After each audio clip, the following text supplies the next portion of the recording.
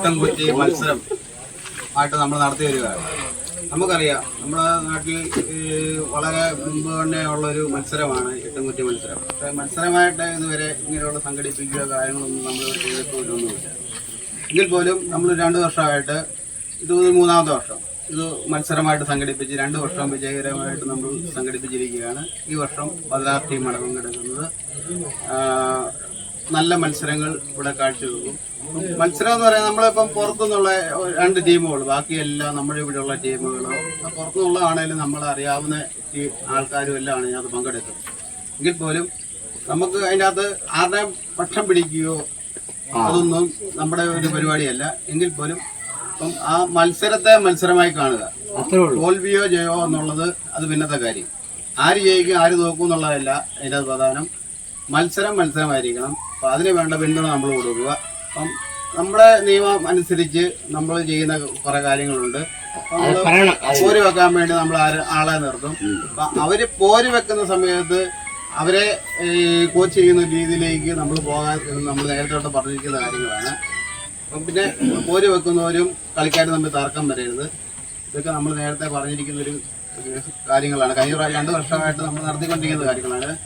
അപ്പം എല്ലാവർക്കും അറിയാവുന്ന കാര്യങ്ങളാണ്. എങ്കിൽ പോലും ഒന്നുകൂടി ഓർപ്പിക്കുന്നതുമാണ്. പിന്നെ തർക്കം വരരുത്. ഒരു കാരണവശാലും ഒരു അലമ്പോ അങ്ങനെയുള്ള കാര്യങ്ങൾ വരാതെ നല്ല രീതിയിൽ ഈ മത്സരം സമാപിക്കാൻ വേണ്ട എല്ലാ കാര്യങ്ങളും ഇല്ലാത്ത ഭാഗത്തുനിന്നും ഉണ്ടാകണം എന്ന് മാത്രമാണ് എനിക്ക് പറയാനുള്ളത്.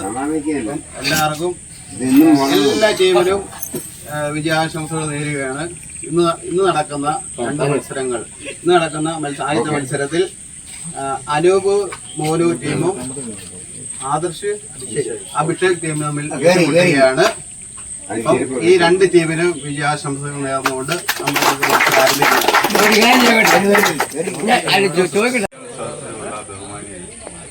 ഈ കുറച്ച് വർഷങ്ങളായി നമ്മളിവിടെ സ്നേഹ സമ്പാദനമോ എന്ന രൂപത്തിൽ ഈ ഒരു ഓണാഘോഷ പരിപാടി സംഭവിക്കുകയാണ്. ഇതിൻ്റെ പിന്നിൽ ഒരുപാട് പ്രയത്നങ്ങളുണ്ട്. പ്രത്യേകിച്ച് മനു, മോനായി, ജിതിക്കുട്ടി തുടങ്ങിയ ആളുകൾ. പേര് ആരുടെയെങ്കിലും പറഞ്ഞില്ലെങ്കിൽ ക്ഷമിക്കണം.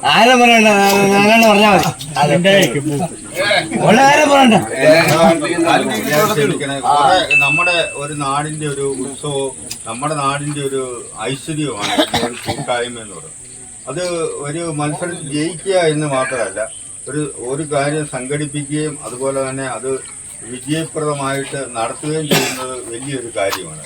നമുക്കറിയാം, ഒരു കേവലമായ അർത്ഥത്തിൽ ഒരു കാര്യങ്ങൾ നമ്മൾ ഇത് മത്സരം മാത്രമായിട്ട് തന്നെ വീക്ഷിക്കരുത്. ഇതിന്റെ പിന്നിൽ ഒരുപാട് അധ്വാനവും ഒരുപാട് പ്രോത്സാഹനങ്ങളുമുണ്ട്. ഇത് ഇവരെ സഹായിക്കുന്ന കുറെ അധികം ആളുകളുണ്ട്. അപ്പം ഈ നാട്ടിലൊക്കെ നിന്നുപോയ നന്മയുടെ ഒരു പ്രതീകങ്ങളാണ് കൂട്ടായ്മ എന്ന് പറയുന്നത്.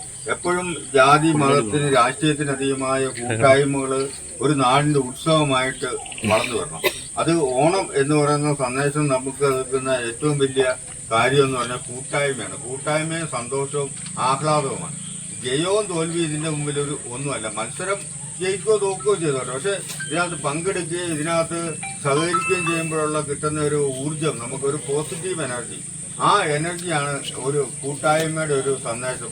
അതാണ് ഓണം നമുക്ക് കേൾക്കുന്ന ഒരു സന്ദേശം.